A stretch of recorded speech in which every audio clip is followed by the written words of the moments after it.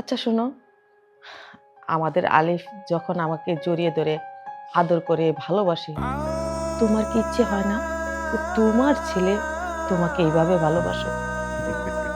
কি যে বলো, তুমিও না। ও আমাকে সম্মান করে, এটা হলো ওর ভালোবাসা।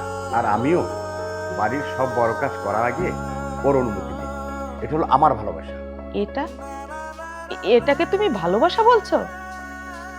আরে অ্যাকাউন্টেন্ট সাহেব, আপনি সম্পর্কের হিসাবে ভুল করছে।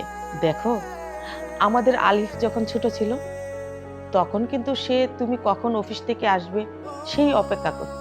আর যখন তুমি অফিস থেকে ফিরে আসতে ঠিক তখনই বাবা বাবা বলে তোমার গলায় জড়িয়ে পড়তো। তখন তার মানা বাবার প্রয়োজন ছিল, আর বাবাও তাকে তখন বুকের ভিতরে জড়িয়ে ঘুম পাড়াতো। তোমার কি মনে আছে?